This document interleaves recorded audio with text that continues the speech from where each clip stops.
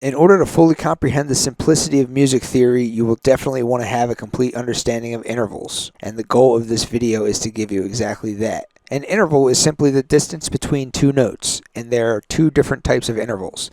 Number one, there's the distance between adjacent notes, and number two, there's the distance to the root note. It's important to understand both types of intervals, and both will be explained in this video.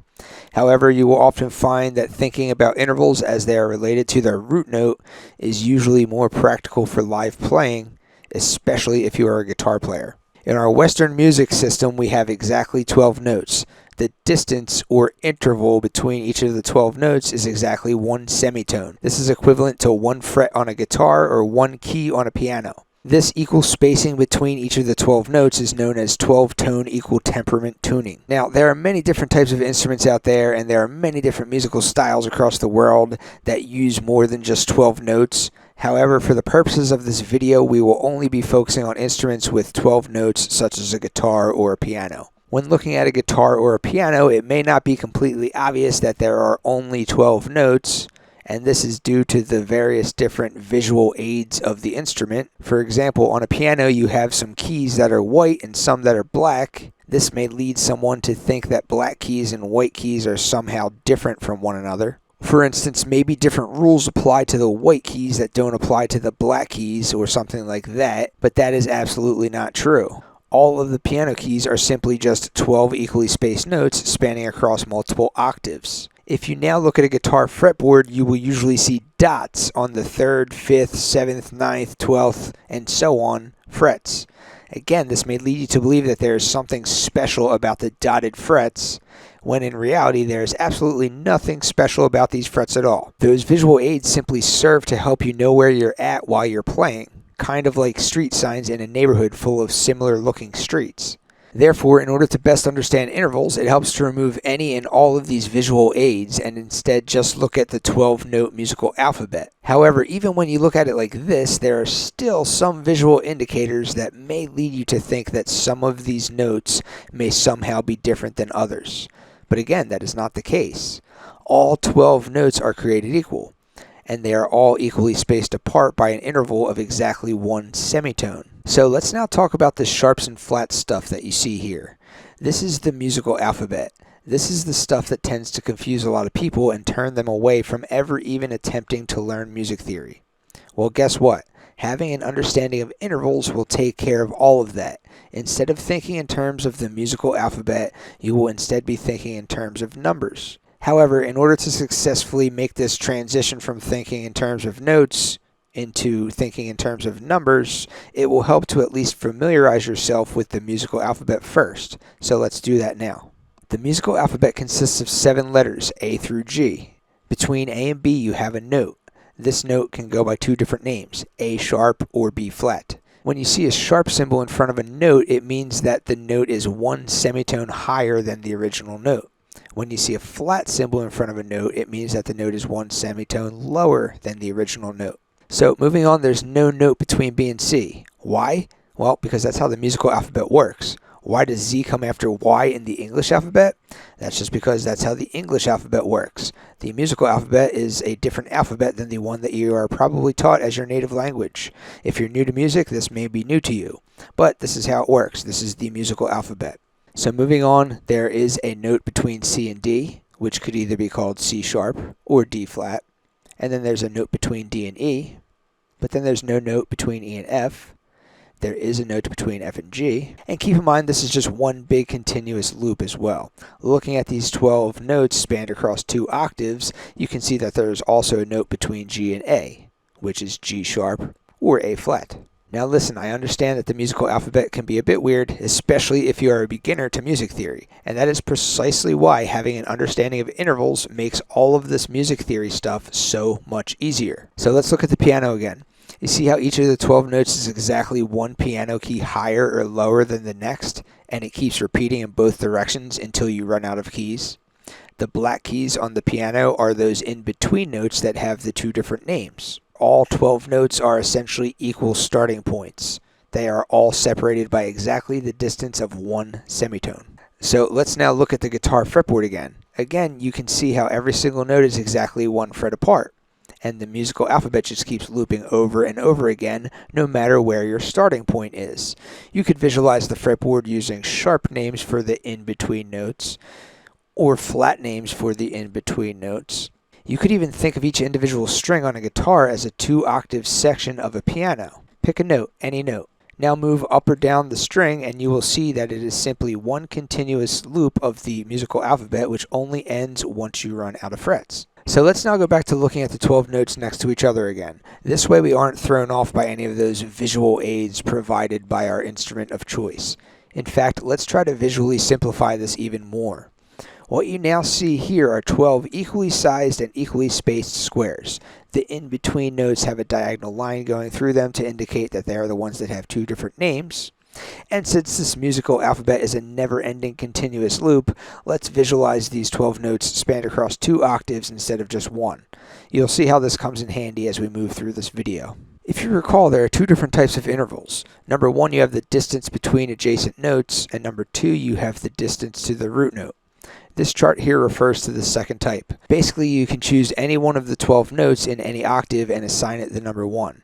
Every other note in relation to the 1 has a specific interval. So let's bust out the old piano and choose a random starting note. I'll choose the note D. So let's play around with some of these intervals and see how they sound. Alright, here's the note D right here.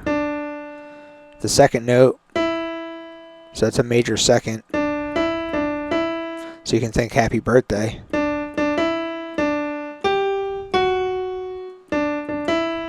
So major second. And then the next note is going to be a major third above the root. So root major third. You can think of Kumbaya.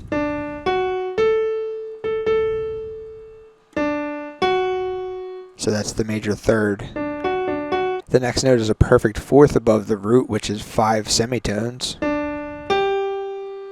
So you can think of Here Comes the Bride. So this part of it. That's what a perfect fourth sounds like. So then the next note is a perfect fifth above the root, which is 7 semitones. So that sounds like this.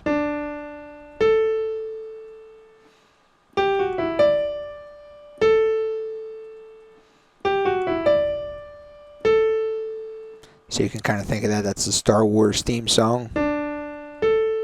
That's what a perfect fifth sounds like. The next note is a major sixth above the root, which is 9 semitones. So that sounds like this.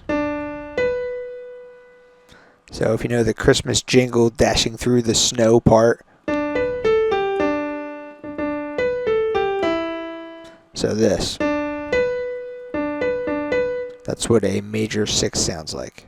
The 7th note of a major scale is a major 7th interval, which sounds like this. That's 11 semitones. And you can think of the song Take On Me. So hold your ears because I'm about to sing here. So take on me. Horrible, I know. But so that's the sound of a major 7th interval. And then you have the octave. And with time, you'll start to hear when notes are the same note, but an octave apart. So here's a D, here's D, here's D, here's D. So the benefit of doing this is that now you can start to think about these notes as numbers instead of actual notes. So instead of thinking D, E, F sharp, G, A, B, C sharp, D, you can think 1, 2, 3, 4, 5, 6, 7, 1. So that's going to be the same for any other starting note. Let's say that I wanted to start on the note, I don't know, E for example. So here's E.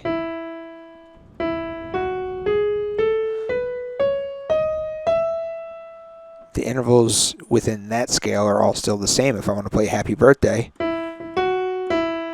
Or if I want to play Kumbaya with the third. Or if I want to play Here Comes the Bride with the fourth. Or if I want to play Star Wars with the fifth. Or if I want to play the Dashing Through the Snow part of Jingle Bells with the major sixth. Or if I want to play Take On Me. Or if I want to play the octave.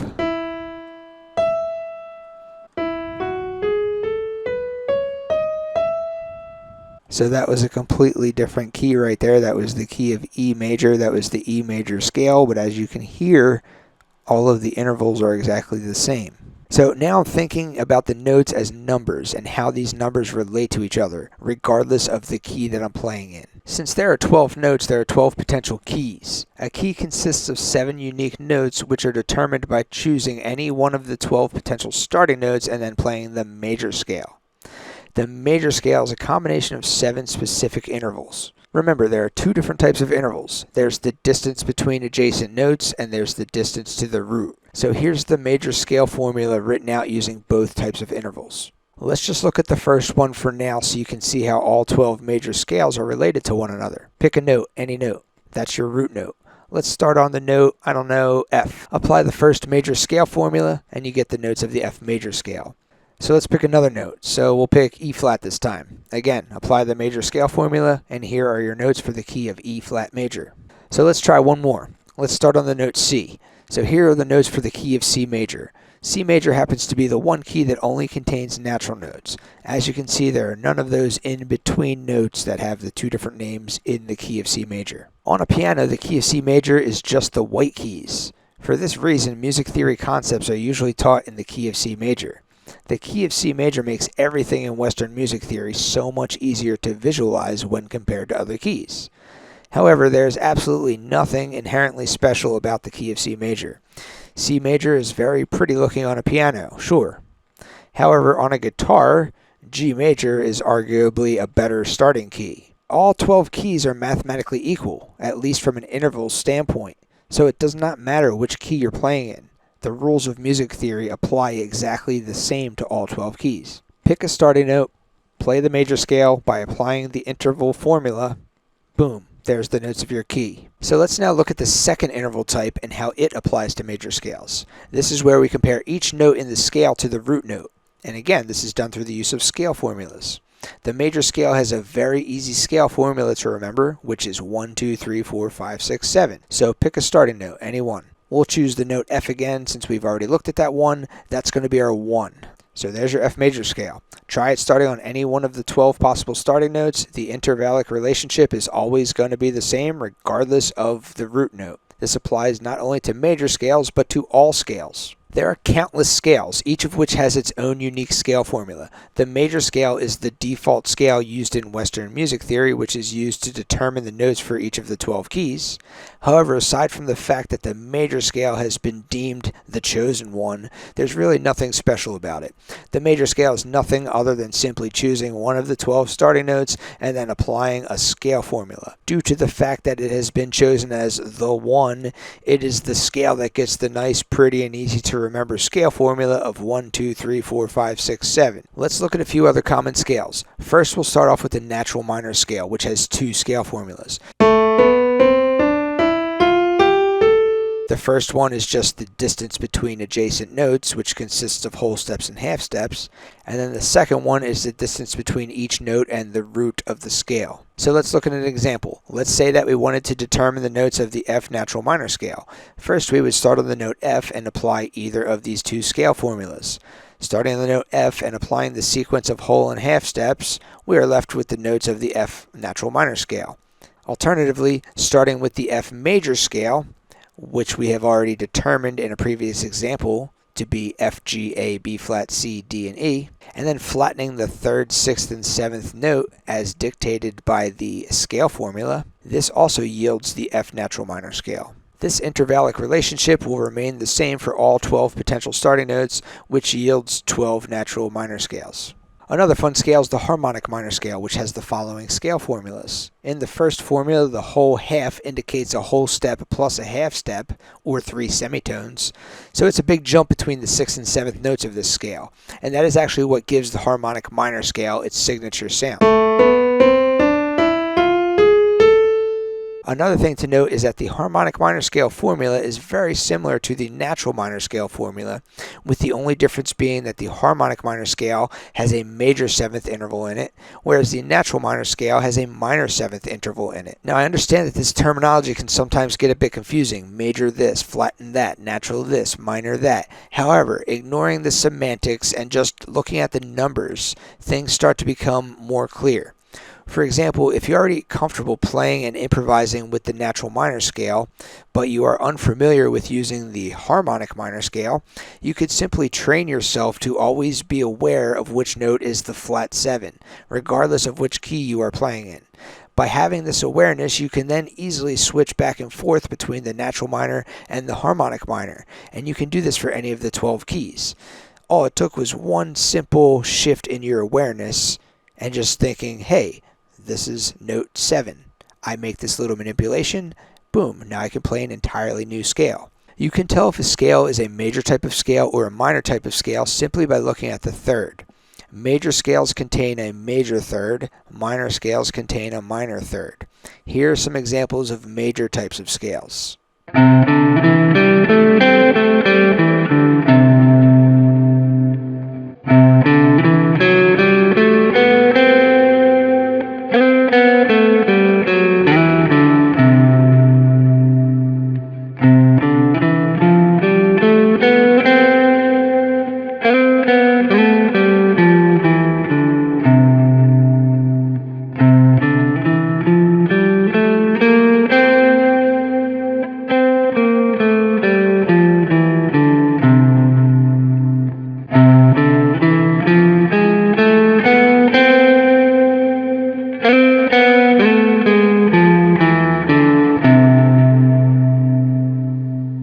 And here are some examples of minor types of scales.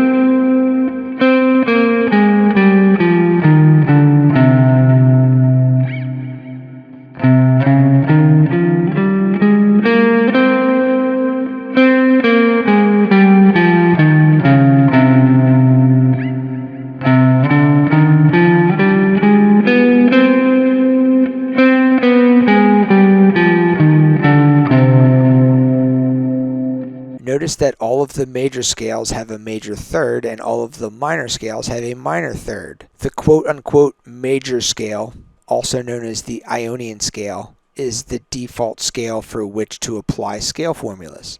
In other words, when it comes to applying these scale formulas, you start with the major scale, which has the formula 1, 2, 3, 4, 5, 6, 7, and then you sharpen or flatten any notes that the scale formula dictates. That is the math behind the music theory. However, when jamming in minor types of tonalities, which typically use minor types of scales, the common default scale for most musicians is going to be the natural minor scale, otherwise known as the Aeolian scale. Then you have those pesky guitar players with their weird ways of doing things. The typical default scale for those nerds tends to be the minor pentatonic scale, which is just a reduced version of the natural minor scale, as it contains 5 of the 7 total notes. This is actually the point at which all of this interval stuff really starts to help for guitar players. As a guitar player, you are probably already familiar with the minor pentatonic scale in position 1. Many guitar players start out simply by memorizing this shape with no attention paid to the actual notes. The reason for this is because this shape is movable from key to key to key. Play the shape here starting on the 5th fret and it's the A minor pentatonic scale.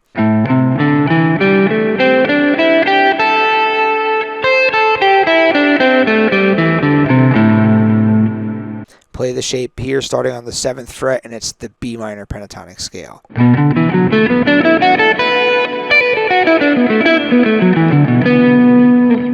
Play the shape here starting on the 9th fret and it becomes the C sharp minor pentatonic scale.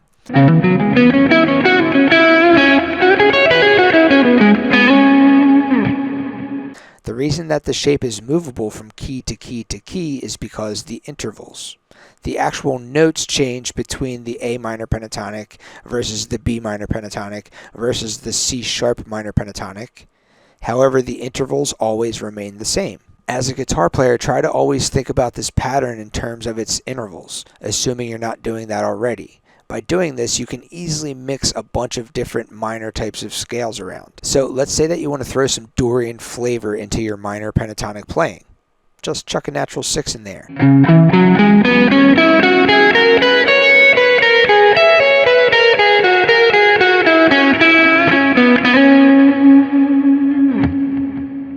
What's that you say? You want to add some harmonic minor flavor in there? Just raise the 7th.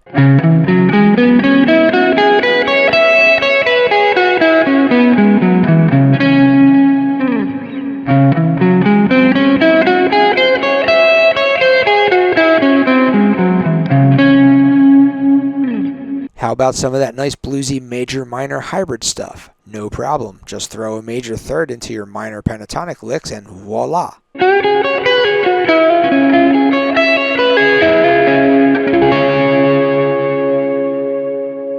Intervals are pretty cool. One thing that tends to confuse people is scale intervals versus chord intervals. All of it comes from the major scale, as that is the starting point for all Western music theory.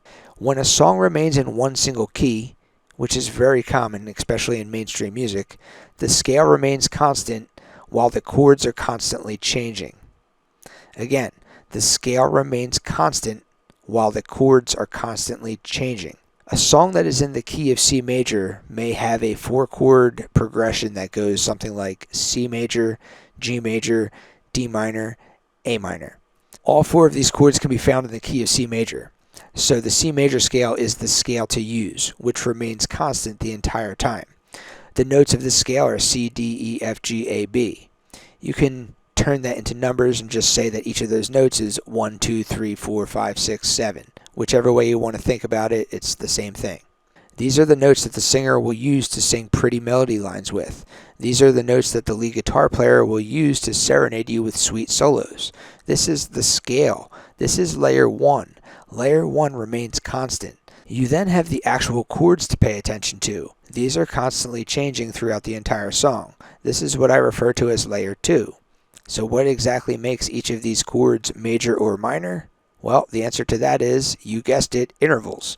Your major chord formula is 1, 3, 5. Your minor chord formula is 1, flat 3, 5. So the C major chord is derived by taking the 1st, 3rd, and 5th note of the C major scale. The G major chord is derived by taking the 1st, 3rd, and 5th note of the G major scale. The D minor chord is derived by taking the 1st, 3rd, and 5th note of the D major scale and then flattening the 3rd. The A minor chord is derived by taking the 1st, 3rd, and 5th note of the A major scale and then flattening the 3rd. You could also arrive at these same major chords simply by starting on the note C and then playing a major 3rd and perfect 5th in addition to the root, or doing the same thing by starting on the note G, and you can get your major chords that way. Or you can get your minor chords by starting on the note A and then playing a minor 3rd and a perfect 5th in addition to the root, or doing the same thing starting with the note D, and then there's your minor chords. So there's always a few different ways to skin the cat, but don't skin cats, that's not nice. Instead, just learn intervals. If you ever want to play any chord, simply just start with the major scale and apply the chord formula. Again, if you're a guitar player, I'm telling you, you've got it so easy. All you need to do is learn a single shape for any single chord, and then you can move it all up and down the fretboard. For example, let's say that you play this D major chord. So forget the open D string for now, just play the high 3 strings. So keep in mind that the root of this chord is always going to be found on the B string, which in this case is the note D, which is what makes it a D major chord. So this shape can now be moved anywhere up and down the fretboard, and the intervals are the reason that it always maintains the same shape. So if you don't already know the notes of the B string by heart, you can always refer to the ever-looping 12-note musical alphabet, which is always present everywhere. So you can just move the shape up by 1 fret and it becomes a D-sharp major chord, which could also be referred to as an E-flat major chord. Move it up again, it becomes an E major chord. Move it up again 1 fret, it becomes an F major chord, and so on. So the notes change as the chords do, but the 1, 3, and 5 always remains constant. So knowing this information means that you can easily manipulate any of these major chords into minor chords, or any other type of chord for that matter. For example, knowing that the 3 is always going to be found on the high E string in the shape, you can then lower that note by 1 fret, which will turn it into a minor chord. So you can turn this D major chord into a D minor chord.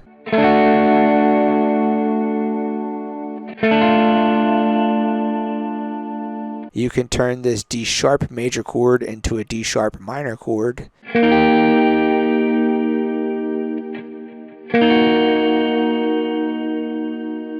Let's try some other quick chord manipulations. You can turn this E major chord into an E augmented chord by raising the fifth, because that's what the chord formula for an augmented chord tells you to do.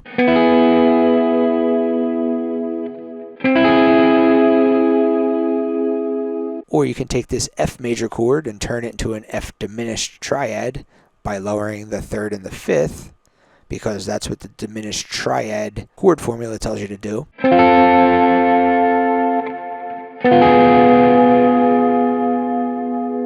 Because of intervals, guitar players really do get to live a life of peace and happiness. Learn a few notes here and there, then just interval your way to greatness. Many a rock star have been born this way. A scale is considered to be a relative mode of another scale if both scales share all of the same notes as one another. The following 7 scales are all relative modes of one another. Each of these scales have a different scale formula and therefore produce a significantly different sound from one another with respect to their root note. Each of these scales also have a different whole and half step sequence, which is the formula that represents the distance between adjacent notes within these scales. But the intervallic structure between the adjacent notes of each of these scales is a strong, unbroken bond. That's what makes them modes. Each of these scales contains 5 whole steps and 2 half steps, and it just keeps going around in one continuous loop regardless of the starting point. For example, if you play the G major scale starting and ending on the second note, you get the A Dorian scale. If you play the G major scale starting and ending on the third note, you get the B Phrygian scale. The G major scale, the A Dorian scale, and the B Phrygian scale are therefore said to be relative modes of one another. Each scale has a different scale formula and therefore a different sound with respect to its root note. However, the bond between notes remains consistent because these scales are all modes of one another. The natural minor scale, otherwise known as the Aeolian scale, is simply a mode of the major scale. However, the harmonic minor scale is not a mode of the major scale because the intervallic structure between notes has been altered at some point in the loop. For example, comparing the notes of the C major scale and the A natural minor scale, you have the same set of 7 notes. But when you look at the notes of the C major scale compared with the A harmonic minor scale, you see that you have 2 different sets of notes. Raising that 7th note from that of the natural minor scale results in the whole plus half step interval between the 6th and 7th notes. This therefore breaks the bond between notes, which is why the harmonic minor scale is not a mode of the major scale, but the natural minor scale is. Make sense? Cool. Now here's some more cool stuff for you. The harmonic minor scale has 7 modes of its own. Since we were just talking about the A harmonic minor scale, let's look at the 7 modes of that one. You can see that all 7 of these scales share the same 7 notes as one another. For that reason, these are all considered to be relative modes of each other, and by extension this also means that the bond between notes is present in all 7 scales. Looking at the 7 modes of the harmonic minor scale written in whole half-step form, notice that the whole plus half interval is present in all 7 formulas, plus the 3 whole steps and the 3 half steps. This looping quality is what causes certain scales to be relative modes of one another. So this may have been a lot to take in, but if you take absolutely nothing else from this video, be sure to at least take this. With regards to intervals, all 12 notes are mathematically equal. This means that although the key of C major gets talked about a lot in music theory classes, it is in no way special in comparison to any of the other 12 keys. The key of C major is mathematically equivalent to the key of G major, which is mathematically equivalent to the key of B flat major, and so on for all 12 keys. This means that all major chords have the same internal structure, and there are 12 in total. This means that all minor chords have the same internal structure, and there are 12 in total. This means that the E harmonic minor scale is structurally the same as the F harmonic minor scale, which is structurally the same as the F sharp harmonic minor scale, and so on for all 12 possible harmonic minor scales. Intervals are the math behind all of music theory. Intervals allow you to replace notes of the musical alphabet with numbers. Certain instruments, such as guitar, become much easier to navigate when thinking in terms of intervals as opposed to thinking in terms of actual notes. Anyway, that's going to do it for this video. I hope you enjoyed it. Thank you for watching. If you liked this video and you want to check out some more of my stuff, be sure to stop by and check out my website, zombieguitar.com. That has been my passion, my labor of love for the last almost 8 years or so, since 2015. And just keep adding more lessons on there, keep diving into music theory. It's Music Theory for Guitar Players website. So if that sounds like your thing, stop by, check it out. Thanks again.